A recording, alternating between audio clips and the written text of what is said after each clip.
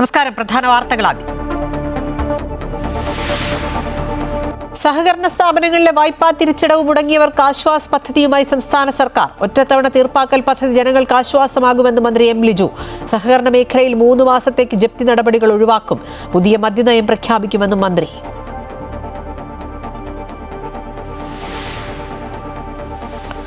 സംസ്ഥാനത്ത് ഷിഗല്ല ഭീതി തുടരുന്നു. തിരുവനന്തപുരത്ത് കാട്ടാക്കട സ്വദേശിക്കും കോഴിക്കോട് പയ്യോളിയിലെ 3 വയസ്സുകാരനും രോഗബാധ. വയനാട്ടിൽ 7 പേർക്ക് കൂടി ഷിഗല്ല സ്ഥിരീകരിച്ചു. കോഴിക്കോട് നിപ സ്ഥിരീകരിച്ചയാളുടെ ആരോഗ്യനില ഗുരുതരമായി തുടരുന്നു. രോഗിയുമായി സമ്പർക്കം പുലർത്തിയ 15 പേർ ക്വാറന്റൈനിൽ. മാസപ്പടി കേസിൽ വീണയ്ക്ക് വീണ്ടും ഇ ഡി സമൻസ്. ബുധനാഴ്ച ഹാജരാകണം. ശശിധരൻ കർത്തയുടെ മകൻ ഉൾപ്പെടെയുള്ളവരെ ഇ ഡി തിങ്കളാഴ്ച ചോദ്യം ചെയ്യും.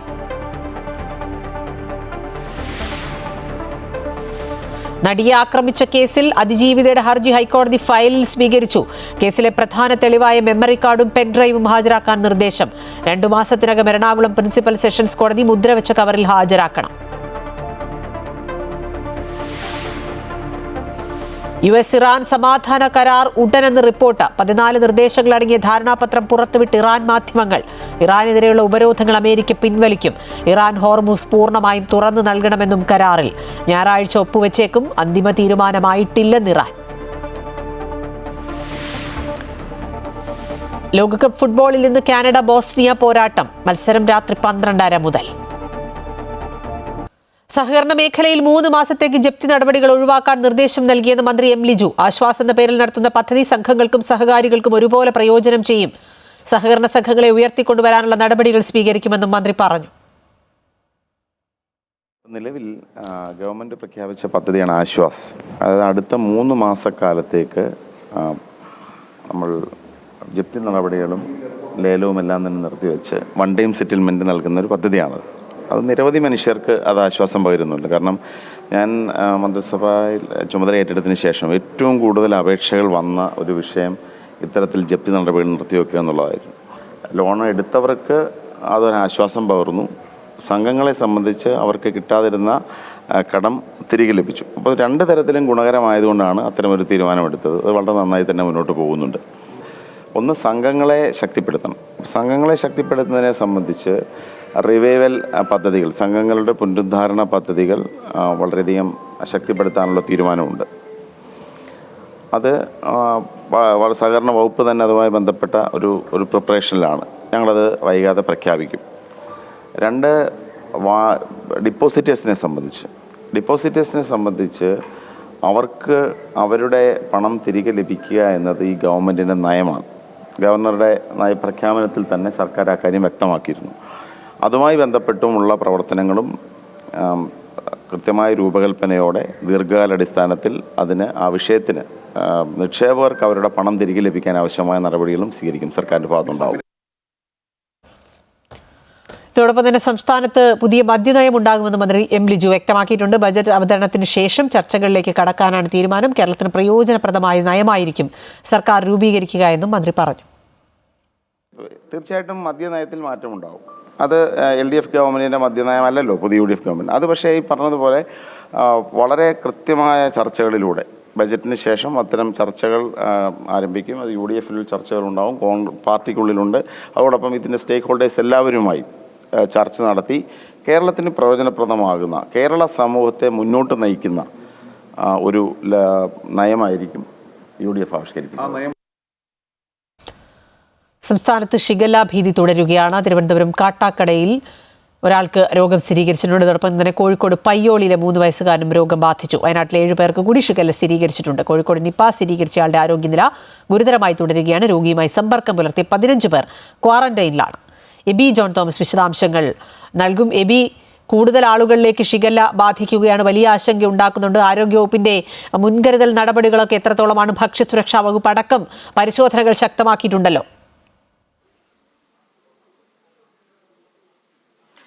അഖില, സംസ്ഥാനം ശരിക്കും ഇപ്പോൾ ഒരു ഷിഗല്ല ഭീതിയിൽ തന്നെയാണ് എന്നുള്ള കാര്യത്തിൽ നമുക്ക് സംശയമില്ല. കാരണം ആ നിലയ്ക്കാണ് വിവരങ്ങൾ പുറത്തു വന്നുകൊണ്ടിരിക്കുന്നത്. വയനാട്ടിലാണെങ്കിലും ഇന്ന് പുതുതായി 7 പേർക്ക് കൂടി രോഗം സ്ഥിരീകരിച്ചു. ഇതോടുകൂടി അവിടെ 16 കുട്ടികൾക്കാണ് ഇപ്പോൾ ഷിഗല്ല സ്ഥിരീകരിച്ചിരിക്കുന്നത്. പക്ഷേ ഈ 16 കുട്ടികളുടെയും ആരോഗ്യസ്ഥിതി ആശങ്കപ്പെടേണ്ട സാഹചര്യമില്ല എന്നുള്ളതാണ് നമുക്കും ഏറ്റവും ആശ്വാസം നൽകുന്ന ഒരു വാർത്തയെന്ന് പറയുന്നത്. ഒപ്പം തന്നെ കോഴിക്കോട് പയ്യോളിയിലും ഇന്നിപ്പോൾ രോഗം സ്ഥിരീകരിച്ചിരിക്കുകയാണ്. ഒരു 3.5 വയസ്സുകാരനാണ് ഈ രോഗം സ്ഥിരീകരിച്ചിരിക്കുന്നത് എന്നുള്ളതാണ്. പനി മറ്റ് ലക്ഷണങ്ങളൊക്കെ കൂടി ആശുപത്രിയിൽ എത്തിയ ഘട്ടത്തിലാണ് ഈ പരിശോധനയിൽ ഷിഗല്ല രോഗം സ്ഥിരീകരിക്കുന്ന സാഹചര്യം ഉണ്ടായി. ഇന്നലെയാണ് ഇതിന്റെ ഫലം പോസിറ്റീവായി വന്നിരിക്കുന്നത്. നിലവിൽ കുട്ടിയുടെ ആരോഗ്യനില വലിയ പ്രശ്നങ്ങളൊന്നുമില്ലാതെ തന്നെ ആശ്വാസകരമായി തന്നെ മുന്നോട്ട് പോകുന്നു.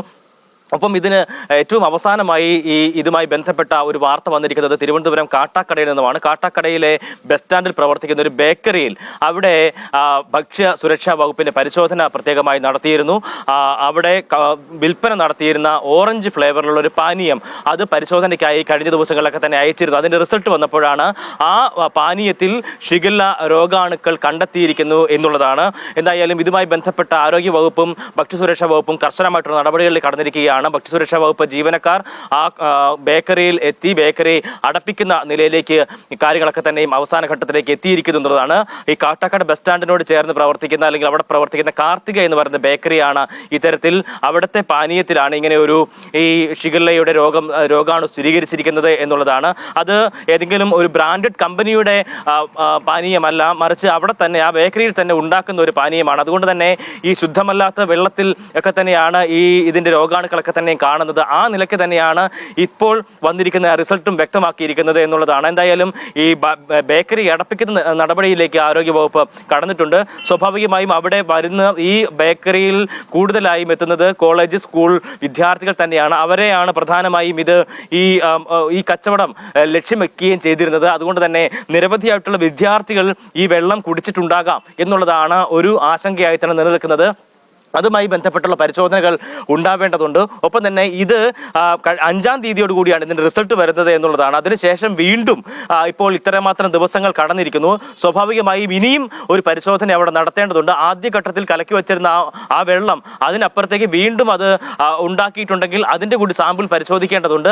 അങ്ങനെ നിരന്തരമായിട്ടുള്ള പരിശോധന ഒരുപക്ഷെ ഇനി നടത്തേണ്ടതുണ്ട്. ആ നിലയ്ക്കുള്ള നടപടികളുമായി ബന്ധപ്പെട്ട് മുന്നോട്ട് പോവുകയാണ് ആരോഗ്യവകുപ്പ്. എന്തായാലും നിലവിൽ ആശങ്കപ്പെടേണ്ട ഒരു സാഹചര്യമില്ല എങ്കിലും രോഗം പടർന്നു പിടിക്കുന്നത് അതൊരു ആശങ്കയായി തന്നെ നിലനിൽക്കുന്ന നിലയാണ് ഇപ്പോഴുള്ളത്. അഖില, ശരി, എബി സൂചിപ്പിച്ച പോലെ തന്നെ പരിശോധനകൾ നടക്കുകയാണ്. ജാഗ്രതയോടെ മുന്നോട്ട് പോകേണ്ട സമയമാണ്. എങ്ങനെയാണ് അവിടെ ഷിഗല്ല എത്തിയത് അല്ലെങ്കിൽ ഷിഗല്ലയുടെ ഉറവിടം എന്താണ് എന്നുള്ളതൊക്കെ ഇനി അറിയേണ്ടതുണ്ട്. അതോടൊപ്പം തന്നെ സംസ്ഥാനത്ത് നിപ ബാധിച്ച് ചികിത്സയിലുള്ള രാമനാട്ടുകര സ്വദേശിയുടെ പുതിയൊരു റൂട്ട് മാപ്പ് കൂടെ പുറത്തുവിട്ടിട്ടുണ്ട്. നേരത്തെ നൽകിയ റൂട്ട് മാപ്പിലെ സമയത്തിൽ മാറ്റം വരുത്തിയ റൂട്ട് മാപ്പാണ് പുറത്തുവിട്ടിട്ടുള്ളത്. 77 പേർ ഉൾപ്പെടുന്ന സമ്പർക്ക പട്ടികയാണ് നിലവിലുള്ളത്. ഇതിൽ 58 പേർ ആരോഗ്യ പ്രവർത്തകരാണ്. 14 കുടുംബാംഗങ്ങളും 5 സുഹൃത്തുക്കളും ഉൾപ്പെടുന്നു. ഇവരിൽ ആർക്കും നിലവിൽ രോഗലക്ഷണങ്ങൾ റിപ്പോർട്ട് ചെയ്തിട്ടില്ല. സമ്പർക്ക പട്ടികയിലെ 2 പേർ ഹൈറിസ്ക് വിഭാഗത്തിലും 13 പേർ സമ്പർക്ക പട്ടികയിലെ 2 പേർ ഹയസ്റ്റ് റിസ്ക് വിഭാഗത്തിലും 13 പേർ ഹൈ റിസ്ക് വിഭാഗത്തിലും 62 പേർ ലോ റിസ്ക് വിഭാഗത്തിലുമുള്ളവരാണ്.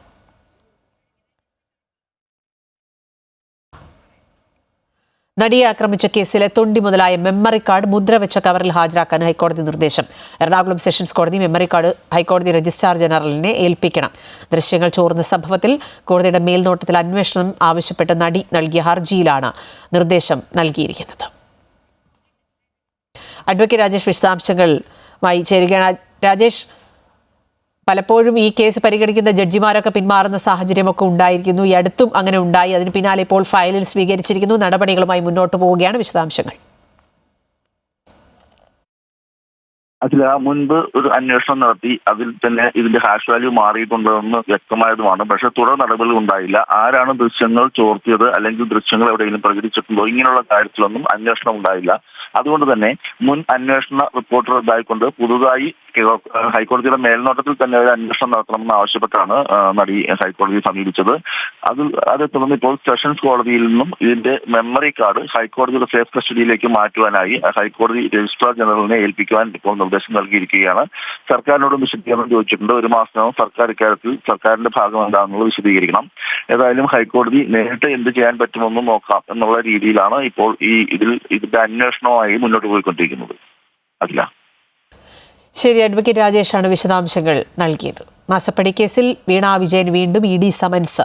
ബുധനാഴ്ച കൊച്ചി ഓഫീസിൽ ഹാജരാകണമെന്നാണ് നിർദ്ദേശം. ഇന്ന് ഹാജരാകാൻ നേരത്തെ ED സമൻസ് അയച്ചിരുന്നുവെങ്കിലും വീണ സമയം നീട്ടി ചോദിച്ചിരുന്നു.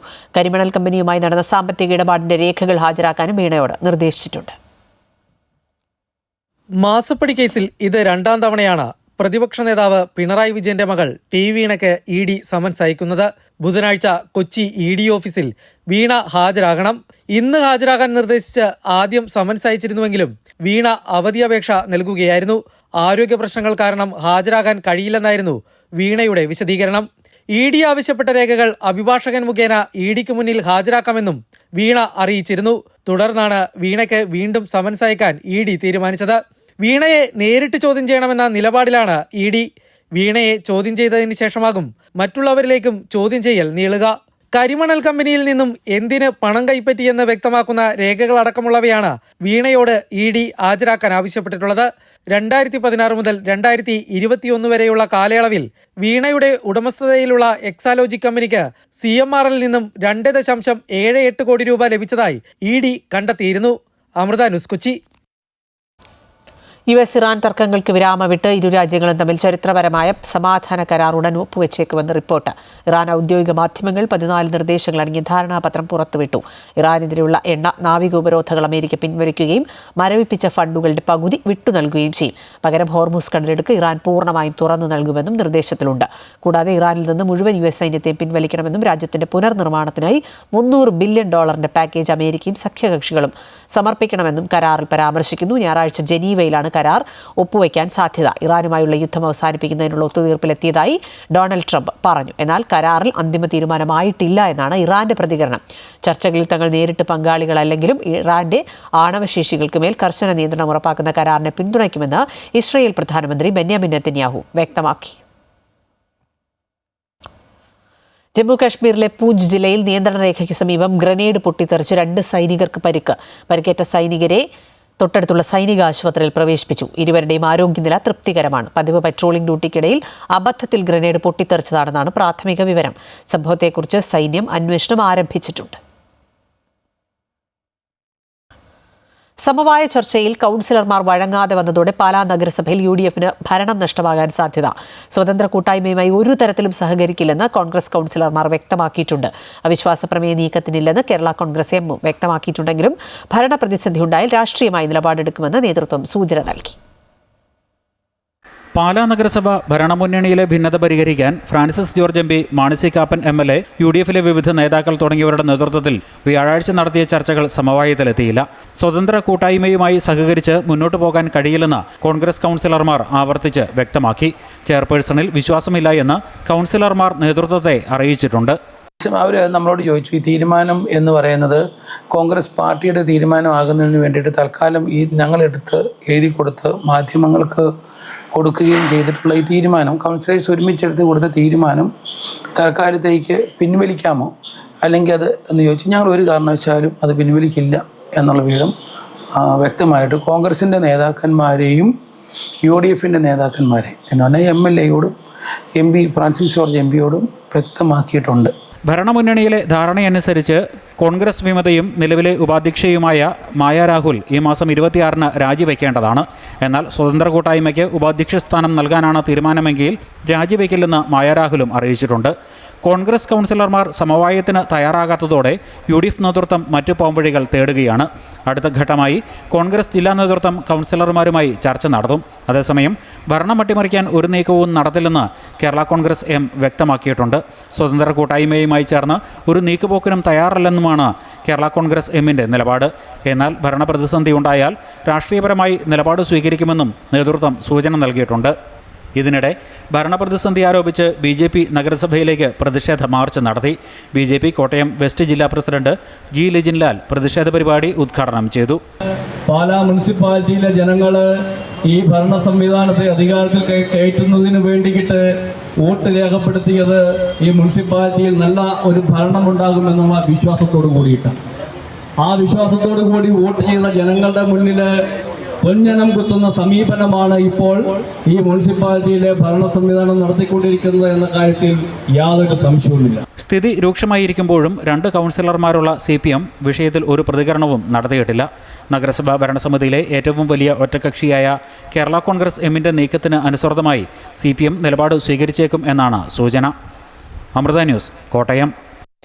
നവകേരള യാത്രയ്ക്കിടെ യൂത്ത് കോൺഗ്രസ് നേതാക്കളെ മർദ്ദിച്ച കേസിൽ പ്രതികൾ 2ാം ദിവസവും SIT മുന്നിൽ ചോദ്യം ചെയ്യലിന് ഹാജരായി. മർദ്ദിച്ച ഉദ്യോഗസ്ഥരെയും പരിക്കേറ്റവരെയും സാക്ഷികളും തിരിച്ചറിഞ്ഞു. പ്രതികളുടെ അറസ്റ്റ് ഇന്നും രേഖപ്പെടുത്തിയില്ല. ചോദ്യം ചെയ്യൽ നാളെയും തുടരും. രാവിലെ 9:30 മുൻപ് തന്നെ പ്രതികൾ ആലപ്പുഴ ക്രൈംബ്രാഞ്ച് ഓഫീസിലെത്തി. 2ാം ദിവസവും 5 പേരെയും ഒറ്റയ്ക്കിരുത്തിയും ഒന്നിച്ചും ചോദ്യം ചെയ്തു. 12 മണിയോടെ തിരിച്ചറിയൽ പരേഡ് നടന്നു. മർദ്ദനമേറ്റ AD തോമസ് MLAയും അജയ് ജുവൽ കുര്യാക്കോസും ദൃശ്യങ്ങൾ പകർത്തിയ മാധ്യമപ്രവർത്തകൻ ജോജി മോനും അന്ന് ഡ്യൂട്ടിയിലുണ്ടായിരുന്ന 3 പോലീസ് ഉദ്യോഗസ്ഥരും പ്രതികളെ തിരിച്ചറിഞ്ഞു. ഞങ്ങൾ 3 പേരും ഇവർ 5 പേരെയും തിരിച്ചറിയുകയും ഇവർ തന്നെയാണ് ഞങ്ങളെ ആക്രമിക്കുകയും ചെയ്തതെന്ന് മൊഴി രേഖപ്പെടുത്തിയിട്ടുണ്ട്. പ്രതിഭാഗം പറയുന്നത് നിരന്തരമായി കള്ളമാണ്. അങ്ങനെ ഒരു സംഭവം ഉണ്ടായിട്ടില്ല. അപ്പോൾ ഇവർ നിരന്തരം കള്ളം പറഞ്ഞുകൊണ്ട് ഇത് മറ്റൊരു തലത്തിലേക്ക് എത്തിക്കാൻ ശ്രമിക്കുകയാണ്. പിന്നെ കോടതി പെരുമാറിയതും നമ്മളെല്ലാവരും കണ്ടതല്ലേ. അപ്പോൾ ഇത് പൂർണ്ണമായും അട്ടിമറിക്കാനുള്ളൊരു ശ്രമം പ്രതിഭാഗത്തിന്റെ ഭാഗത്തു നിന്നും കോടതിയുടെ ഭാഗത്തു നിന്നും ഉണ്ടായിട്ടുണ്ട്. അത് പറയുന്നതിൽ തെറ്റില്ല എന്ന് മനസ്സിലാക്കുന്നത് കൊണ്ടാണ്, അത് യാഥാർത്ഥ്യമായതുകൊണ്ട് അങ്ങനെ പറയുന്നതാണ്. ചോദ്യം ചെയ്യൽ നാളെയും തുടരും. 2ാം ദിനവും പ്രതികളുടെ അറസ്റ്റ് രേഖപ്പെടുത്തിയില്ല. അടുത്ത ദിവസം അറസ്റ്റ് ചെയ്താലും 1 ലക്ഷം രൂപയുടെ ബോണ്ടിലും 2 ആൾ ജാമ്യത്തിലും പ്രതികളെ വിട്ടയക്കണമെന്നും കോടതി നിർദ്ദേശമുണ്ട്. ചോദ്യം ചെയ്യൽ പുരോഗമിക്കുന്നതിലൂടെ കൂടുതൽ തെളിവുകൾ ശേഖരിക്കാൻ കഴിയുമെന്ന പ്രതീക്ഷയിലാണ് പ്രത്യേക അന്വേഷണ സംഘം. മർദ്ദനത്തിന് ഉപയോഗിച്ച വടി ഉൾപ്പെടെ കണ്ടെത്താനുണ്ട്. അതേസമയം പ്രതികളുടെ അറസ്റ്റ് നാളെ രേഖപ്പെടുത്തിയാൽ പിന്നാലെ അവരെ സംഭവ സ്ഥലത്തെത്തിച്ച് തെളിവെടുപ്പും നടന്നേക്കും. അമൃത ന്യൂസ്, ആലപ്പുഴ. ഇടുക്കി ചിന്നക്കനാലിൽ കാട്ടാന ആക്രമണത്തിൽ മരിച്ച മാരിയുടെ കുടുംബത്തെ സർക്കാർ ചേർത്തുപിടിക്കുമെന്ന് മന്ത്രി മോൻസ് ജോസഫ്. മാരിയുടെ കുടുംബത്തിന് വേണ്ട സഹായങ്ങൾ ലഭ്യമാക്കുന്നതിന് മുഖ്യമന്ത്രിയും വനംവകുപ്പ് മന്ത്രിയുമായി ചേർന്ന് ആലോചിച്ച് വേണ്ട നടപടികൾ സ്വീകരിക്കുമെന്നും മന്ത്രി പറഞ്ഞു. മെഡിക്കൽ കോളേജ് ആശുപത്രിയിൽ ചികിത്സയിൽ കഴിയുന്ന മാരിയുടെ മകൻ രക്ഷനെ സന്ദർശിച്ച ശേഷമായിരുന്നു മന്ത്രിയുടെ പ്രതികരണം. ഏറ്റവും കാര്യമായ പരിഗണന കൊടുത്ത് ചികിത്സ നല്ല നിലയിൽ മെഡിക്കൽ കോളേജ് ചെയ്യുന്നുണ്ട്. പക്ഷേ എങ്കിലും ഇതിൻ്റെ ആഘാതത്തിൽ ആ കുട്ടിയുടെ മനസ്സ് തളർന്നിട്ടുണ്ട്. അതുകൊണ്ട് ആളുടെ ഒരു മാനസികമായ ഒരു ആരോഗ്യം തിരിച്ചു കിട്ടിയതായിട്ട് നമുക്കൊരു പറയാൻ പറ്റാത്ത സ്ഥിതിയുണ്ട്. പക്ഷേ ആശാവഹമായിട്ടുള്ള ഒരു കാര്യം, ഇന്ന് രാവിലെ ആൾ ഇഡ്ഡലി കഴിച്ചു, ഉച്ചയ്ക്ക് അല്പം ചോറ് കഴിച്ചു. അതാദ്യമായിട്ടാണ്. അപ്പോൾ അങ്ങനൊരു ഇമ്പ്രൂവ്മെൻറ്റ് ഇന്ന് കുട്ടിയുടെ ഉണ്ടായതായിട്ടാണ് ഒരു കൂട്ടിരിപ്പിനുള്ള ബന്ധുക്കൾ പറഞ്ഞത്. പിന്നെ ഇപ്പം ഞങ്ങൾ നോക്കിയപ്പം നമ്മുടെ സൂപ്രണ്ട് ഡോക്ടർ ടിജിയും പ്രിൻസിപ്പൽ ഡോക്ടർ ഉൾപ്പെടെ ഉണ്ടായിരുന്നു. അവർക്കൊരു കൊച്ചിൻ്റെ മാനസികമായ ഒരു ആരോഗ്യം കൂടി നമുക്ക് വീണ്ടെടുക്കുക എന്നുള്ളതാണ്. അപ്പോൾ സൈക്കാട്രിക് ചീഫിനെ ഇപ്പോൾ ആ കാര്യത്തിൽ ചുമതലപ്പെടുത്തിയിട്ടുണ്ട്. അദ്ദേഹവും അദ്ദേഹത്തിൻ്റെ യൂണിറ്റും പ്രത്യേകമായി ഇക്കാര്യങ്ങൾ സംബന്ധിച്ച് കുട്ടിയുടെ ആയിട്ട് സംസാരിക്കുക, ആ ഒരു ടെസ്റ്റിന് ബന്ധപ്പെട്ട കാര്യങ്ങൾ ചെയ്യും. ചികിത്സയുമായി ബന്ധപ്പെട്ട കാര്യങ്ങളെല്ലാം സൂപ്രണ്ട് ഡോക്ടർ ടിജിയെ ചുമതലപ്പെടുത്തിയിട്ടുണ്ട്. അദ്ദേഹം അതുപോലെ പ്രിൻസിപ്പൽ ഡോക്ടർ 2 പേരും അത് കോർഡിനേറ്റ് ചെയ്ത് എല്ലാ കാര്യങ്ങളിലും ചികിത്സ കുറവ് കൂടാതെ കൃത്യമായി ചെയ്യാനുള്ള കാര്യങ്ങൾ ചെയ്തിട്ടുണ്ട്. പത്തനംതിട്ട കോന്നി കൊന്നപ്പാറയിൽ ജനവാസ മേഖലയിൽ കാട്ടാന ഇറങ്ങി വ്യാപകമായി കൃഷി നശിപ്പിച്ചു. ജനമേഖലയിൽ നിന്നും കിലോമീറ്ററുകൾ അകലെയുള്ള പ്രദേശത്ത് ചരിത്രത്തിലാദ്യമായാണ് കാട്ടാന എത്തുന്നത്. സംഭവം അറിഞ്ഞ സ്ഥലത്തെത്തിയ വനംവകുപ്പ് ഉദ്യോഗസ്ഥരെ ജനങ്ങൾ തടഞ്ഞുവെച്ചു.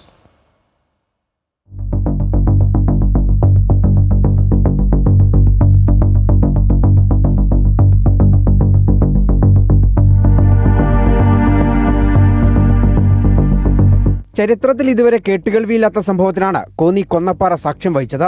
വനമേഖലയിൽ നിന്നും കിലോമീറ്ററുകൾ ദൂരെയുള്ള ഈ ജനവാസ മേഖലയിലേക്ക് വെള്ളിയാഴ്ച വെളുപ്പിനെയാണ് കാട്ടാന എത്തിയത്.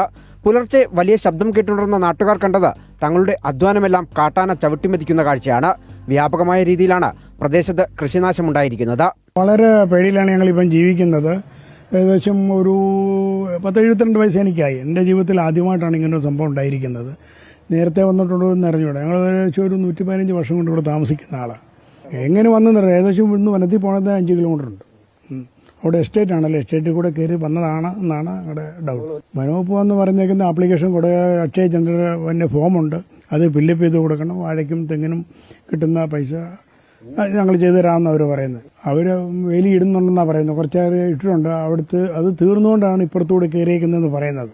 ഇനി ഈ ഭാഗത്തോട് അവരിടാൻ സാധ്യതയുണ്ട്. വനംവകുപ്പ് ഉദ്യോഗസ്ഥർ വേണ്ട നടപടികൾ ചെയ്യാത്തതുകൊണ്ടാണ് കിലോമീറ്ററുകൾ താണ്ടി കാട്ടാന ജനവാസ മേഖലയിൽ എത്തിയത് എന്ന് ആരോപിച്ചായിരുന്നു നാട്ടുകാരുടെ പ്രതിഷേധം. സ്ഥലത്തെത്തിയ വനംവകുപ്പ് ഉദ്യോഗസ്ഥരെ പ്രദേശവാസികൾ തടഞ്ഞുവെച്ചു. വന്യമൃഗശല്യത്തിന് ശാശ്വതമായ പരിഹാരം വേണമെന്നായിരുന്നു നാട്ടുകാരുടെ ആവശ്യം. ജീവിതത്തിൽ ആദ്യമായിട്ടാണ് ഇങ്ങനെ ഒരു സംഭവം ആദ്യമായിട്ടാണ് ഞാൻ കാണുന്നത്. ഇങ്ങനെ ഒരു വലിയ പന്നിയും കാര്യങ്ങളൊക്കെ അങ്ങനെ അല്ല ആന ഇറങ്ങുന്നത് ജീവിതത്തിൽ ഇത്രയും കാലഘട്ടത്തിൽ അത് ആദ്യമായിട്ടൊരു സംഭവമാണ് ഇങ്ങനെ നടക്കുന്നത്. അതും വെളുപ്പിനെ ഇങ്ങനെ നാശനഷ്ടങ്ങൾ ഉണ്ടാക്കിയിട്ട് പോകുന്നതും.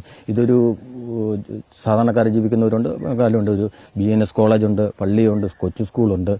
ഇത്രയും റോഡ് സൈഡിൽ ഒരു 10 മീറ്റർ പോലും ഇല്ലാത്ത റോഡ് സൈഡിൽ വന്ന ആന ഇങ്ങനെ ഒരു ശല്യം നമുക്കുണ്ടാക്കിയത് ഭയങ്കരമായിട്ടൊരു ബുദ്ധിമുട്ടും പ്രയാസമാണ്. രാത്രി കിടന്ന് ഉറങ്ങാനൊക്കാത്ത ഒരു ബുദ്ധിമുട്ട് സാഹചര്യത്തിലേക്ക് വന്നു. അതിൻ്റെ നടപടി സർക്കാരിൽ നിന്ന് ഉണ്ടാവണം. അത് ഫോറസ്റ്റുകാർ വന്നു, ജില്ലാ പഞ്ചായത്ത് പ്രസിഡന്റ് വന്നു, ബ്ലോക്ക് പഞ്ചായത്ത് പ്രസിഡന്റ് വന്നു, അവരൊക്കെ വന്ന് പറഞ്ഞ് നോക്കിയിട്ട് പോയി. അതിൻ്റെയൊക്കെ ഒരു നടപടി സ്വീകരിക്കണമെന്നാണ് നാട്ടുകാരെന്ന നിലയിൽ പറയാനുള്ളത്. പ്രദേശത്ത് വന്യമൃഗങ്ങൾ എത്താതിരിക്കാൻ അടിയന്തരമായി സൗരോർജ്ജ വേലികൾ സ്ഥാപിക്കുമെന്നും നിരീക്ഷണം ശക്തമാക്കുമെന്നും വനംവകുപ്പ് ഉദ്യോഗസ്ഥർ ഉറപ്പു നൽകി. എങ്കിലും വരും ദിവസങ്ങളിൽ കാട്ടാന വീണ്ടും ഇറങ്ങുമോ എന്ന ഭീതിയിലാണ് കൊന്നപ്പാറയിലെ ജനങ്ങൾ. അമൃത ന്യൂസ്, പത്തനംതിട്ട. കാട്ടാന ആക്രമണത്തിൽ കുടുംബനാഥൻ കൊല്ലപ്പെട്ട ആദിവാസി കുടുംബത്തിന് ലഭിച്ച നഷ്ടപരിഹാര തുക തട്ടിയെടുത്തു. കാട്ടാന ആക്രമണത്തിൽ മരണപ്പെട്ട പൂച്ചപ്പാറ സ്വദേശി മണിയുടെ ഭാര്യ മാതിയുടെ ബാങ്ക് അക്കൗണ്ടിൽ നിന്നാണ് 8 ലക്ഷത്തോളം രൂപ കവർന്നത്. വനവിഭവങ്ങൾ ശേഖരിക്കാൻ കാട്ടിലേക്ക് പോയപ്പോഴായിരുന്നു 2024 കരുളായി പൂച്ചപ്പാറ കൊള്ളിയിലെ മണിയെ കാട്ടാന ആക്രമിച്ചു കൊലപ്പെടുത്തിയത്. അപൂർവ രോഗം ബാധിച്ച് കിടപ്പിലായ മൂത്തമകൾ മീനാക്ഷി ഉൾപ്പെടെയുള്ള കുടുംബത്തിന്റെ ഏക ആശ്രയമായിരുന്ന മണിയുടെ അപ്രതീക്ഷിത വേർപാട് ആ വനവാസി കുടുംബത്തെ പൂർണ്ണമായും തളർത്തി. കാട്ടാനയ്ക്ക് മുൻപിൽ നിന്ന് 2 മക്കളെ സുരക്ഷിത സ്ഥാനത്തേക്ക് മാറ്റിയ ശേഷമാണ് മണി മരണത്തിന് നിന്നുകൊടുത്തത്. സംഭവത്തിൽ സർക്കാർ അടിയന്തരമായി അനുവദിച്ച നഷ്ടപരിഹാര തുകയായിരുന്നു ആ കുടുംബത്തിന്റെ പിന്നീടുള്ള പ്രതീക്ഷ. എന്നാൽ ആ തുകയാണ് ഇപ്പോൾ നഷ്ടപ്പെട്ടിരിക്കുന്നത്. കേരള ഗ്രാമീൺ ബാങ്കിന്റെ കരുളായി ബ്രാഞ്ചിലുള്ള മാതിയുടെ അക്കൗണ്ടിൽ നിന്നാണ് 8 ലക്ഷം രൂപ നഷ്ടപ്പെട്ടത്. പണം പിൻവലിച്ചതായുള്ള സന്ദേശങ്ങൾ ഫോണിൽ വന്നിരുന്നെങ്കിലും മാതിക്ക് ഇത് മനസ്സിലാക്കാൻ സാധിച്ചിരുന്നില്ല. ബാങ്കിലെത്തി പരിശോധിച്ചപ്പോഴാണ് അക്കൗണ്ട് പൂർണ്ണമായും ശൂന്യമായ വിവരം കുടുംബം അറിയുന്നത്. ഞാൻ പൈസ എടുക്കാൻ പോയപ്പോൾ പൈസയില്ല അക്കൗണ്ടിൽ. അന്നാണ് ഞാൻ എല്ലാം അറിയുന്നത്. ഞാൻ മീനാശിനെ ഹോസ്പിറ്റലിൽ കൊണ്ടുപോയി കാണിക്കാൻ വേണ്ടി. എനിക്ക് കൊണ്ടുപോവുകയാണെങ്കിൽ ഇവിടെ അല്ല, കോഴിക്കോട് കാണിക്കണം. അവിടെയാണ് ഡോക്ടർ, ചികിത്സ ഡോക്ടറിനെ തന്നെ കാണിക്കുന്നത്. അന്നാണ് ഞാൻ പോയപ്പോൾ അറിയാം എൻ്റെ ബാഗിലൊന്നുമില്ല, അക്കൗണ്ടൊന്നുമില്ലെന്ന് മനസ്സിലായി.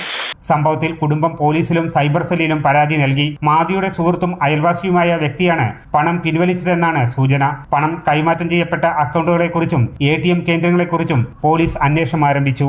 അമൃത ന്യൂസ്, മലപ്പുറം. വർക്കല ശിവഗിരി മഠത്തിൽ സന്ദർശനം നടത്തി മുഖ്യമന്ത്രി VD സതീശൻ. ഗുരുസമാധിയിൽ പുഷ്പാർച്ചന നടത്തിയ അദ്ദേഹം ഗുരുദേവന്റെ ദർശനങ്ങളാണ് സർക്കാർ പിന്തുടരുന്നതെന്നും ശിവഗിരി അന്താരാഷ്ട്ര തീർത്ഥാടന കേന്ദ്രമാക്കുമെന്നും പറഞ്ഞു.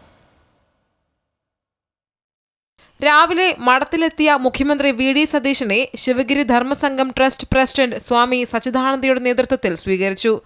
ഗസ്റ്റ് ഹൌസിൽ 15 മിനിറ്റ് നീണ്ട ചർച്ചയ്ക്ക് ശേഷം മുഖ്യമന്ത്രി ഗുരുസമാധിയിലെത്തി പുഷ്പാർച്ചന നടത്തി. ആദർശനിഷ്ഠ രാഷ്ട്രീയത്തിന്റെ നിറകുടമായാണ് മുഖ്യമന്ത്രി VD സതീശനെ ജനങ്ങൾ കാണുന്നതെന്ന് ട്രസ്റ്റ് പ്രസിഡന്റ് സ്വാമി സച്ചിദാനന്ദ പറഞ്ഞു. അദ്ദേഹത്തിന്റെ സദ്ഭരണത്തിലൂടെ രാജ്യത്തിന് സമഗ്രമായ പുരോഗതി കൈവരിക്കാൻ കഴിയുമെന്നും സ്വാമി പറഞ്ഞു. ആദർശനിഷ്ഠമായ രാഷ്ട്രീയത്തിൻ്റെ നിറകുടമായിട്ടാണ് ശ്രീ VD സതീശനെ കേരളീയ ജനത കാണുന്നത്. അദ്ദേഹത്തിലൂടെ ഒരു വലിയ സദ്ഭരണം ഇവിടെ ഉണ്ടായി നമ്മുടെ രാജ്യത്തിന് സമഗ്രമായ പുരോഗതി കൈവരിക്കുവാൻ സാധിക്കുമെന്നുള്ള വിശ്വാസമാണ് നമ്മുടെ ജനതയ്ക്കുള്ളത്. ജാതി മത കക്ഷി രാഷ്ട്രീയ ഭേദചിന്തകൾക്ക് അതീതമായി അദ്ദേഹത്തിന് പ്രവർത്തിക്കുവാനും ഒരു സോദരത്വേന വാഴുന്ന മാതൃകാ സ്ഥാനത്തെ സൃഷ്ടിച്ചെടുക്കുവാനും എല്ലാവിധമായ അനുഗ്രഹവും ജഗദീശ്വരൻ പ്രദാനം ചെയ്യട്ടെ എന്ന് പ്രാർത്ഥിച്ച് കേരളത്തിൽ സൗമ്യമായ ഭാഷണം കൊണ്ട് കൊടുങ്കാറ്റ് സൃഷ്ടിച്ച് സാമൂഹിക രംഗങ്ങളിൽ പരിവർത്തനമുണ്ടാക്കിയ വ്യക്തിയാണ് ശ്രീനാരായണ ഗുരുവെന്ന് മുഖ്യമന്ത്രി VD സതീശൻ അനുസ്മരിച്ചു. ഗുരു സ്വപ്നം കണ്ട ആദർശമാണ് ഈ സർക്കാരിനുമുള്ളത്. ശിവഗിരിയെ അന്താരാഷ്ട്ര നിലവാരമുള്ള തീർത്ഥാടന കേന്ദ്രമാക്കി മാറ്റുമെന്നും മുഖ്യമന്ത്രി കൂട്ടിച്ചേർത്തു. ശിവഗിരി എന്ന് പറയുന്നത് ഗുരുദേവന്റെ സാമീപ്യം കൊണ്ടും സാന്നിധ്യം കൊണ്ടും പവിത്രമായി മാറിയ ഒരു സ്ഥലമാണ്. കേരളത്തിലെ ഏറ്റവും പ്രശസ്തമായ ഒരു തീർത്ഥാടന കേന്ദ്രമാണ്. ഇത് ഒരു അന്താരാഷ്ട്ര നിലവാരത്തിലുള്ള തീർത്ഥാടന കേന്ദ്രമാക്കി മാറ്റാനുള്ള എല്ലാ സഹായവും സർക്കാരിൻ്റെ ഭാഗത്തു നിന്നുണ്ടാവും. ശിവഗിരി തുരുത്തുഭാഗത്തെ മണലിപ്പ് തടയാൻ കോൺക്രീറ്റിംഗ് നടത്തി 6 ഏക്കർ സ്ഥലം വികസന പ്രവർത്തനങ്ങൾക്ക് ലഭ്യമാക്കണമെന്നും ദൈവദശകത്തിന്റെ 3 പദ്യം കേരള പ്രാർത്ഥനാ ഗാനമാക്കണമെന്നും മുഖ്യമന്ത്രിയുമായുള്ള ചർച്ചയിൽ ആവശ്യപ്പെട്ടതായി സ്വാമി സച്ചിദാനന്ദ പറഞ്ഞു. അമൃത ന്യൂസ്, തിരുവനന്തപുരം. കോഴിക്കോട് വളയനാട് ദേവീക്ഷേത്രത്തിൽ ഭക്തന്റെ വഴിപാട് കിഴക്ക്, വടക്ക്, പടിഞ്ഞാറ് ഭാഗങ്ങളിലെ ഗോപുരത്തിന്റെ വാതിൽ പിച്ചള പൊതിയുന്ന ചടങ്ങ് നടന്നു. ക്ഷേത്രമേൽശാന്തി നടുവിലപ്പാട്ട് കേശവൻ മൂസദിന്റെയും ശില്പി സുനിൽകുമാർ ദേശമംഗലത്തിന്റെയും കാർമ്മികത്വത്തിലായിരുന്നു ചടങ്ങുകൾ. ട്രസ്റ്റി സാമൂതിരി രാജാവിന്റെ പ്രതിനിധികളായ Suneethi Raja, KC Raveendran Raja, Valayanad Devaswom executive officer K Sunil, Shilpa C Rajan തുടങ്ങിയവർ ചടങ്ങിൽ പങ്കെടുത്തു.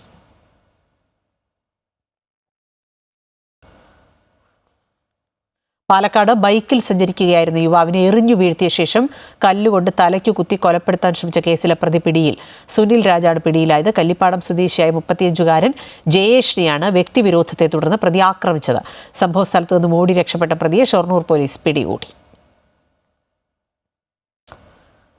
പാലക്കാട് MDMAയുമായി യുവാവ് പിടിയിൽ. പാലക്കാട് വാടാനംകുറിശ്ശിയിലെ ഓങ്ങല്ലൂർ സ്വദേശിയായ 23-കാരൻ മുഹമ്മദ് റഹാനെയാണ് 2 ഗ്രാമിലധികം MDMAയുമായി പിടിയിലായത്. ഓപ്പറേഷൻ തൂഫാന്റെ ഭാഗമായി പാലക്കാട് ജില്ലാ ലഹരി വിരുദ്ധ സ്ക്വാഡും ഷൊർണൂർ പോലീസും സംയുക്തമായി നടത്തിയ പരിശോധനയിലാണ് ലഹരി വിൽപ്പനക്കാരൻ പിടിയിലായത്.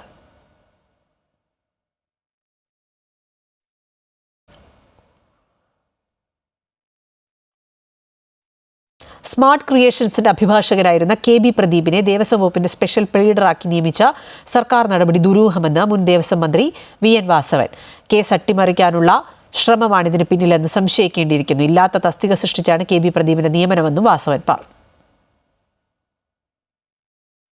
ഈ കേസ് അട്ടിമറിക്കാൻ വേണ്ടിയുള്ള പരിശ്രമം UDF ഗവൺമെൻറ്റിൻ്റെ ഭാഗത്തുനിന്നുണ്ടാകുന്നു എന്നുള്ളത് തന്നെയാണ്.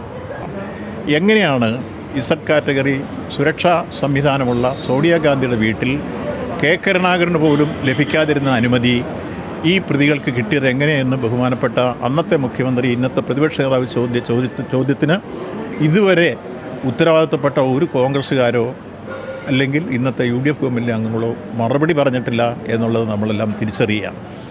അത്തരം സംഭവങ്ങളും ഇതെല്ലാം കൂട്ടിച്ചേർത്ത് വായിക്കുമ്പോൾ നമുക്കറിയാം ഇതിൻ്റെ പിന്നിൽ പ്രവർത്തിച്ചിട്ടുള്ള ഉള്ളടക്കങ്ങളെല്ലാം ഒന്നൊന്നായി വെളിച്ചത്ത് വരണം. അതിന് ഇപ്പോഴത്തെ നീക്കങ്ങളൊക്കെ കാണുമ്പോൾ ഈ കേസ് അട്ടിമറിക്കാൻ വേണ്ടിയുള്ളൊരു നീക്കത്തിലേക്കാണോ ഇപ്പോൾ UDF ഗവൺമെൻറ് നീങ്ങുന്നത് എന്ന് നമ്മളാരെങ്കിലും സംശയിച്ചാൽ ആരെയും തെറ്റു പറയാൻ പറ്റില്ല.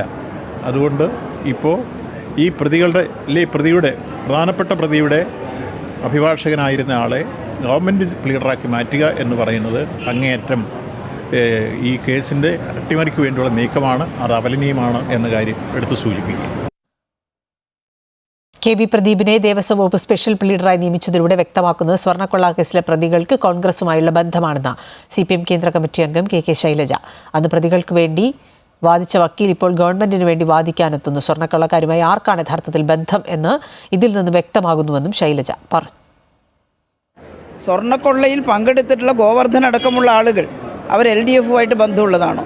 സോണിയാഗാന്ധിയെ സന്ദർശിക്കുമ്പോൾ എടുത്തും വലത്തും നിന്നത് സ്വർണം കട്ടയാളും സ്വർണം വാങ്ങിയാളുമല്ലേ? അതെല്ലാം ഞങ്ങൾ പറഞ്ഞു. പക്ഷേ വലിയ വൻകിട മാധ്യമങ്ങൾ നിങ്ങളടക്കം വലിയ പ്രചാരം കൊടുത്തത് സ്വർണം കട്ടവരാരപ്പ, സഖാക്കളാണ് അയ്യപ്പ എന്നുള്ള ആ ഉണ്ടാക്കിയിട്ടുള്ള ക്രിയേഷൻ ആണ്, നറേറ്റീവിനാണ് നിങ്ങൾ ഒരുപാട് ആളുകൾ അതിന് പ്രാധാന്യം കൊടുത്തത്. പ്രതികൾക്ക് വേണ്ടി വാദിച്ച വക്കീൽ ദേവസ്വത്തിൻ്റെ അഡ്വക്കറ്റായിട്ട് ഗവൺമെൻറ് തിരഞ്ഞെടുത്തിരിക്കുകയാണോ? എന്താ അതിന് മറുപടി പറയാനുള്ളത്? അപ്പോൾ ആരാണ് ഈ സ്വർണ്ണ കൊള്ളക്കാരെ സഹായിക്കുന്നവർ, അവരുമായി ബന്ധപ്പെടുന്നവർ? ഇന്ത്യൻ ഷൂട്ടിംഗ് ഇതിഹാസം ജസ്പാൽ റാണ അന്തരിച്ചു. ഡൽഹിയിലെ ആശുപത്രിയിലായിരുന്നു അന്ത്യം. ഏഷ്യൻ ഗെയിംസ് ഉൾപ്പെടെയുള്ള മത്സരങ്ങളിൽ സ്വർണ്ണ മെഡലുകൾ കരസ്ഥമാക്കിയ ജസ്പാൽ റാണയെ രാജ്യം ദ്രോണാചാര്യ, പത്മശ്രീ, അർജുന പുരസ്കാരങ്ങൾ നൽകി ആദരിച്ചിട്ടുണ്ട്. ഷൂട്ടിംഗ് മേഖലയിൽ ഇന്ത്യയുടെ മെഡൽ നേട്ടങ്ങൾക്ക് തുടക്കം കുറിച്ച ഇതിഹാസ കായിക താരം ജസ്പാൽ റാണ വിടവാങ്ങി. 49 വയസ്സായിരുന്നു. മ്യൂണിക് ലോകകപ്പ് കഴിഞ്ഞ് മടങ്ങുന്നതിനിടെ ജസ്പാലിന് നെഞ്ചുവേദന അനുഭവപ്പെട്ടിരുന്നു. ഡൽഹിയിലെത്തി ചികിത്സ തുടരുന്നതിനിടയിലാണ് അന്ത്യം സംഭവിച്ചത്. 1994 ഹിരോഷിമ ഏഷ്യൻ ഗെയിംസിൽ ഷൂട്ടിംഗിൽ സ്വർണ്ണ മെഡൽ നേടിക്കൊണ്ടായിരുന്നു ജസ്പാൽ റാണ രാജ്യത്തിന്റെ ശ്രദ്ധ പിടിച്ചുപറ്റിയത്. പിന്നീട് വിവിധ അന്താരാഷ്ട്ര മത്സരങ്ങളിൽ അദ്ദേഹം ഇന്ത്യയുടെ അഭിമാനമുയർത്തി. ഏഷ്യൻ ഗെയിംസിൽ സ്വർണ്ണ മെഡൽ നേടിയ ആദ്യ ഇന്ത്യൻ താരമാണ് ജസ്പാൽ റാണ. കോമൺവെൽത്ത് ഗെയിംസിൽ ഏറ്റവും കൂടുതൽ മെഡൽ നേടിയ ഇന്ത്യൻ താരവും ജസ്പാലാണ്. 4 സീസണുകളിലായി 9 സ്വർണമടക്കം 15 മെഡലാണ് ജസ്പാൽ റാണയുടെ നേട്ടം. മനു ഭാക്കർ ഉൾപ്പെടെ കായിക താരങ്ങളുടെ മെഡൽ നേട്ടത്തിന് പിന്നിൽ പരിശീലകനായും ജസ്പാൽ തിളങ്ങി. 1994 അർജുന അവാർഡ്, 97 പത്മശ്രീ, 2020 ദ്രോണാചാര്യ അവാർഡ് നൽകി രാജ്യം ജസ്പാൽ റാണയെ ആദരിച്ചു. അമൃത ന്യൂസ്, ന്യൂഡൽഹി.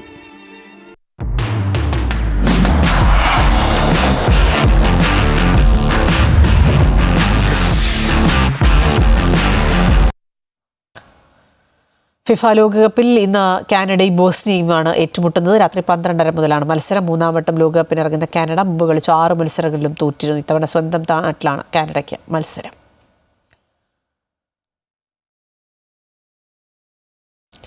ലോകകപ്പ് ആവേശത്തിൽ ഒരു സ്കൂൾ ഒന്നാകെ മൈതാനത്തിറങ്ങിയാൽ എങ്ങനെയിരിക്കും? Pathanamthitta Ranni Kottanad SCV higher secondary സ്കൂളിലെ വിദ്യാർത്ഥികളും അധ്യാപകരുമാണ് ഒന്നിച്ച് ഫുട്ബോൾ കളിച്ച് ലോകകപ്പിനെ വരവേറ്റത്.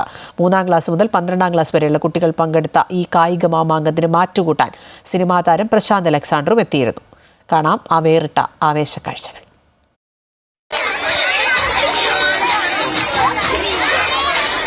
പന്തുരുളുന്ന വഴിയിലെല്ലാം ഇനിയുള്ള നാളുകൾ കാൽപന്തിന്റെ ആവേശം മാത്രമായിരിക്കും. അതിനടിവരയിടുകയാണ് Pathanamthitta Ranni Kottanad SCV higher secondary സ്കൂളിലെ ഈ കാഴ്ച.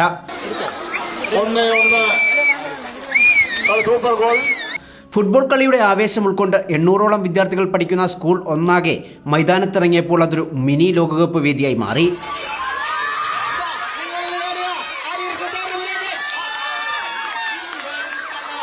3-ാം ക്ലാസ്സിലെ കുരുന്നുകൾ മുതൽ 12-ാം ക്ലാസ്സിലെ മുതിർന്ന വിദ്യാർത്ഥികൾ വരെ പ്രായഭേദമന്യേ ഈ കളിമുറ്റത്തൊന്നിച്ചു. കളി ആവേശകരമാക്കാൻ അധ്യാപകരായ അരുണും രാജേഷും ചേർന്നാണ് മത്സരങ്ങൾക്ക് നേതൃത്വം നൽകിയത്. ജയപരാജയങ്ങൾക്കപ്പുറം ലോകകപ്പിനെ വരവേൽക്കാനുള്ള ആവേശമായിരുന്നു ഓരോരുത്തരിലും.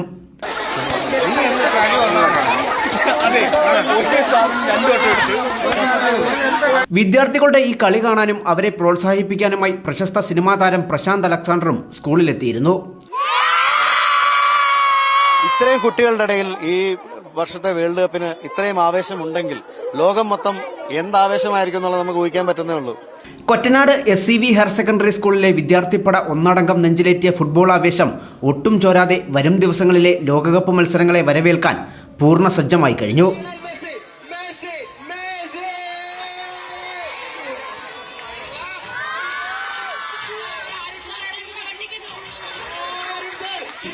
അമൃത ന്യൂസ്, പത്തനംതിട്ട.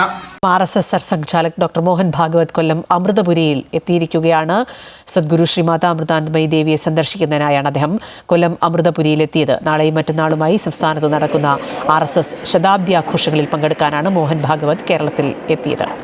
സുധീഷ് കുമാർ ചേരുന്നുണ്ട് വിശദാംശങ്ങളുമായി. സുധീഷ്, കേരളത്തിലെത്തിയ RSS സർസംഘചാലക് അമ്മയെ കാണാനായി അമൃതപുരിയിൽ എത്തിയിരിക്കുകയാണ്. വിവരങ്ങൾ.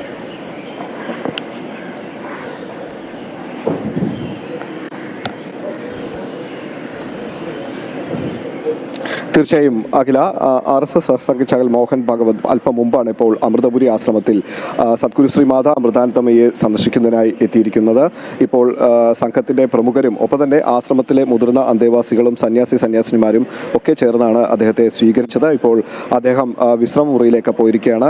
ഏതായാലും വരുന്ന 2 ദിവസങ്ങളിലൊക്കെ തന്നെ ഇതുമായി ബന്ധപ്പെട്ട RSSന്റെ പരിപാടികൾ, അതായത് RSS ശതാബ്ദി ആഘോഷങ്ങളുടെ ഭാഗമായിട്ട് കേരളം ഉൾപ്പെടെയുള്ള ദക്ഷിണേന്ത്യൻ സംസ്ഥാനങ്ങളിലെ സന്ദർശനത്തിനായിട്ടാണ് സർസംഘചാലക് മോഹൻ ഭാഗവത് ഇപ്പോൾ കൊല്ലത്ത് എത്തിയിരിക്കുന്നത്, അല്ലെങ്കിൽ കേരളത്തിലേക്ക് എത്തിയതിൻ്റെ ഭാഗമായി കൊല്ലം ജില്ലയിലേക്ക് എത്തിയിരിക്കുന്നത്. കൊല്ലത്ത് അമൃതപുരിയിലാണ് അദ്ദേഹം ആദ്യമായ ഒരു പരിപാടിയിൽ, പൊതുപരിപാടി എന്ന് പറയാൻ പറ്റില്ല, അദ്ദേഹം അമ്മയെ സന്ദർശിക്കുന്നതിന് വേണ്ടിയാണ് ഇപ്പോൾ അമൃതപുരിയിലേക്ക് എത്തിയിട്ടുള്ളത്. അല്പസമയത്തിന് ശേഷം ഇവിടെ വിശ്രമിച്ച് അല്പസമയത്തിന് ശേഷം സദ്ഗുരു ശ്രീ മാതാ അമൃതാനന്ദമയുമായി കൂടിക്കാഴ്ച നടത്തും. തുടർന്നായിരിക്കും അദ്ദേഹം ഇന്ന് തുടർന്നുള്ള പൊതുപരിപാടികളിലേക്കും മറ്റുമായി പങ്കെടുക്കുന്നതിനുള്ള ക്രമീകരണങ്ങളിലേക്ക് മാറുന്നത്. ഏതായാലും ആശ്രമത്തിലെത്തിയ മോഹൻ ഭാഗവതിനെ ആശ്രമത്തിലെ മുതിർന്ന സന്യാസിമാർ ഉൾപ്പെടെയുള്ള പ്രമുഖർ ചേർന്നാണ് അദ്ദേഹത്തെ ഇപ്പോൾ സ്വീകരിച്ച് ആശ്രമത്തിലെ വിശ്രമമുറിയിലേക്ക് കൊണ്ടുപോയിട്ടുള്ളത്. തുടർന്ന് അല്പസമയത്തിന് ശേഷം അമ്മയുമായുള്ള കൂടിക്കാഴ്ച നടക്കും. ഏതായാലും വരുന്ന ദിവസങ്ങളിൽ നാളെയും മറ്റന്നാളുമായിട്ടാണ് ഈ RSSന്റെ ശതാബ്ദി ആഘോഷങ്ങളുടെ ഭാഗമായിട്ടുള്ള ആഘോഷ പരിപാടികൾ തിരുവനന്തപുരം, തൃശ്ശൂർ ജില്ലകളിൽ നടക്കുക. ഇവിടെ ഈ നടക്കുന്ന പ്രധാന പരിപാടികളിൽ ശതാബ്ദി RSSന്റെ ശതാബ്ദി പ്രഭാഷണം അദ്ദേഹം നടത്തും എന്നാണ് അറിയുന്നത്. ഈ പരിപാടികളിലൊക്കെ പങ്കെടുത്തതിനു ശേഷം മാത്രമായിരിക്കും അദ്ദേഹം ഇവിടെ നിന്നും കേരളത്തിൽ നിന്നും യാത്ര തിരിക്കുക. ഏതായാലും ഇദ്ദേഹത്തിൻ്റെ സന്ദർശനത്തോടനുബന്ധിച്ച് കേരളത്തിൽ അദ്ദേഹത്തിൻ്റെ സുരക്ഷാ ക്രമീകരണങ്ങൾ ഉൾപ്പെടെയുള്ള കാര്യങ്ങൾ കൃത്യമായി വിലയിരുത്തുന്നതിനും മറ്റുമൊക്കെ കൃത്യമായ ക്രമീകരണങ്ങളൊക്കെ ഏർപ്പെടുത്തിയിട്ടുണ്ട്. ഇപ്പോൾ അമൃതപുരിയിലെത്തിയ RSS സർസംഘചാലക് മോഹൻ ഭഗവത്തിനെ മുതിർന്ന സന്യാസിമാർ ഉൾപ്പെടെയുള്ളവരുടെ സാന്നിധ്യത്തിൽ സ്വീകരിച്ചുകൊണ്ടാണ് ഇപ്പോൾ ആശ്രമത്തിലെ വിശ്രമ മുറിയിലേക്ക് കൊണ്ടുപോയിട്ടുള്ളത്. അതിനുശേഷമായിരിക്കും അദ്ദേഹം സദ്ഗുരു ശ്രീ മാതാ അമൃതാനന്ദമയി ദേവിയുമായി സന്ദർശനം നടത്തുക. ഏറെ നാളായി ഈ പറയുന്ന അദ്ദേഹത്തിൻ്റെ ഒരു നിയോഗം പോലെ അദ്ദേഹം അമ്മയുടെ സന്ദർശനം കാണുന്നുണ്ട്. ഒപ്പം തന്നെ അമ്മയുമായുള്ള ആശയവിനിമയങ്ങൾക്ക് വേണ്ടിയുള്ള ഒരു വഴിയൊരുക്കൽ കൂടിയായിരിക്കും ഇപ്പോൾ ഇന്ന് സദ്ഗുരു മാതാ അമൃതാനന്ദമയി ദേവിയുമായിട്ടുള്ള ഈ കൂടിച്ചേരൽ അല്ലെങ്കിൽ ഈ കൂടിക്കാഴ്ചയിൽ കൂടെ ഉണ്ടാവുക.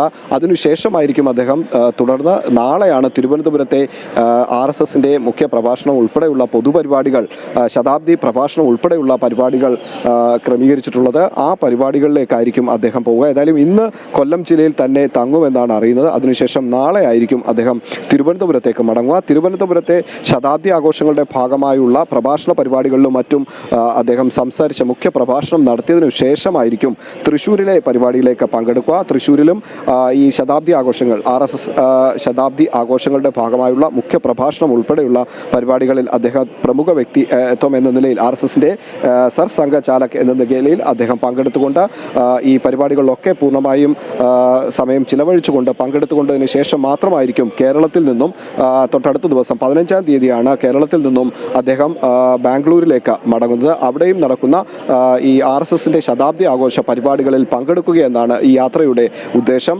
ഏതായാലും അല്പസമയത്തിന് മുൻപ് അദ്ദേഹം ആശ്രമത്തിലെ അമൃതപുരി ആശ്രമത്തിൽ, കൊല്ലം അമൃതപുരി ആശ്രമത്തിലെത്തി അമ്മയുമായി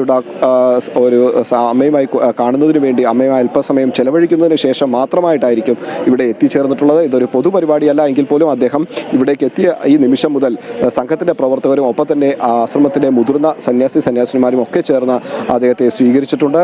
ഏതായാലും അല്പസമയത്തിനകം അല്പം വിശ്രമിച്ചതിനു ശേഷം ഇവിടെ അമ്മയുമായി അദ്ദേഹം കൂടിക്കാഴ്ച നടത്തും. അതിനുശേഷമായിരിക്കും അദ്ദേഹം ഈ അമൃതപുരി ആശ്രമത്തിൽ നിന്നും മടങ്ങുക. അഖില. ശരി, സുധീഷ് കുമാറാണ് വിശദാംശങ്ങൾ നൽകിയത്. RSS സർസംഘചാലക് ഡോക്ടർ മോഹൻ ഭാഗവത് അമൃതപുരിയിലെത്തി സദ്ഗുരു ശ്രീ മാതാ അമൃതാനന്ദമയി ദേവിയുമായി കൂടിക്കാഴ്ച നടത്തുകയാണ്. അദ്ദേഹം RSSന്റെ ശതാബ്ദി ആഘോഷങ്ങളുടെ ഭാഗമായാണ് സംസ്ഥാനത്ത് എത്തിയത്. ജൂൺ 8 നടന്ന പ്രതിപക്ഷ സഖ്യോഗത്തിലെ രാഹുൽ ഗാന്ധിയുടെ പ്രസംഗം പുറത്തുവിട്ട് കോൺഗ്രസ്. പിണറായി വിജയനെ കെട്ടിപ്പിടിക്കാൻ തനിക്ക് സാധിക്കില്ല എന്ന പ്രസംഗത്തിൽ രാഹുൽ ഗാന്ധി. പിണറായി വിജയനുമായി രാഷ്ട്രീയമായ പോരാട്ടം തുടരുകയാണ്. ഇന്ത്യ സഖ്യത്തിലെ ഓരോ രാഷ്ട്രീയ പാർട്ടികൾക്കും അവരവരുടെ നിലനിൽപ്പുണ്ട്. നിതീഷ് കുമാർ സഖ്യം വിട്ടത് തന്റെയോ കോൺഗ്രസിന്റെയോ കുഴപ്പം കൊണ്ടല്ല എന്നും രാഹുൽ പറയുന്നുണ്ട്. Sure, and I can vouch right now for the DMK. When it comes to defending the idea of India, every single person will be in this room. We have our fights. But if you're asking me to go and hug the ex-Chief Minister of Kerala, I cannot and I will not, because I have an ongoing political fight with him. So we have to be flexible and we have to realize that there is a full-scale assault on us, trying to prove that the opposition is weak, is disorganized.